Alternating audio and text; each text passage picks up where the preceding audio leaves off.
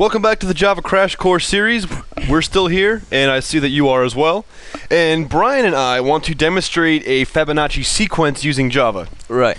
So Brian's going to explain to you, since he's the math geek in the room, what the Fibonacci sequence is. First and foremost, I would have to say Fibonacci sequence algorithm is almost as essential to programmers as Hello World. Yes, I have to agree with you that Fibonacci is a very important mathematician. Yes. Was he even a mathematician? Oh, yeah. Oh, hell. He was awesome.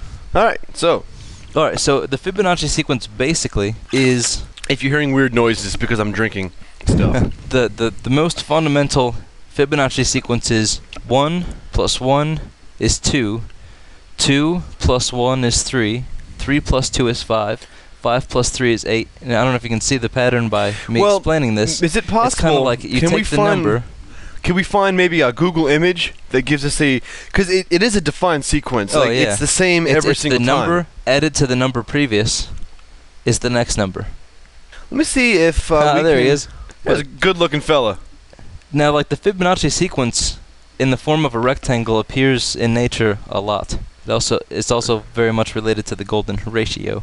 Okay, so basically what's happening is you can see every time it's adding the number to the next line. So like 1, and then you see the arrow to the 1, it goes to the next line and adds that number. 1 and 1 is 2. You can see how that line crosses through the 1 and 1.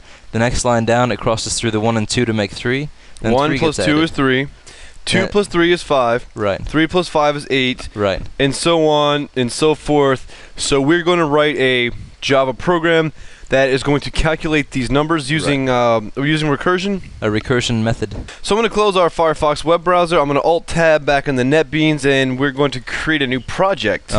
Call this new project Fib. F-I-B for the man. That's him, right? It's an homage. Yeah. The Fibster. Yeah. Right. The Fibmeister. So we're coming down here, and this really kind of annoys me, so I'm going to erase that now. So we're going to create a function, method. We're going to create a method here. Yeah. I got to get out of the C++ mindset, dude. It's ingrained in my head. So let's do a public static int Fibonacci. Yeah, we'll just call it Fibonacci. Fibonacci. Like this? Yeah. All right. And then we're going to pass the parameter n, int n. Int n. All right. So in this method, if n is equal to 0, actually let's do the whole. Well, we can do negative numbers. It doesn't hurt anything in this case. If n is equal to 0, return 0. Else, if n is equal to 1, return 1. And hopefully you guys out there understand why he's doing this. And if not, we'll explain it in a second. Or just go to Google. Google's awesome. Else. Whoops. That doesn't belong there. Wonder how that happened. Alright. So now we want to return Fibonacci. And when we call Fibonacci, then the whole word. Fib is actually the main program, which is kind of confusing. but I don't really know how to spell. Alright, so now the parameter we're gonna pass is n-1 plus Fibonacci n-2. And when you actually, and we've done this in programming classes, when you actually work this out on paper, it's one of the craziest things you've ever seen.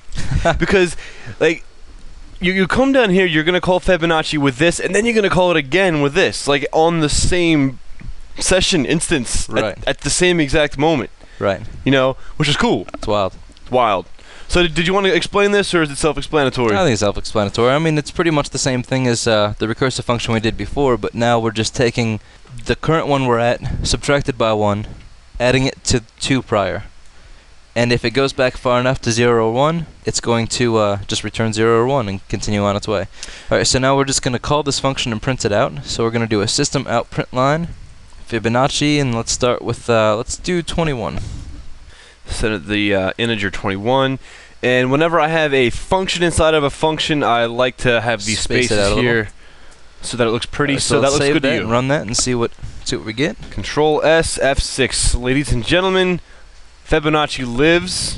What do we have here? All right. So when we do 21 steps of the Fibonacci sequence, that's where we come up with. So if we actually want the number 21, for example, it's going to be 1 1.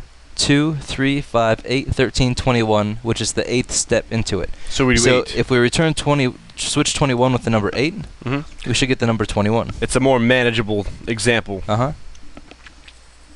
And we get the number 21. So, Brian, before we exit this tutorial, is there anything you want to add? That about does it.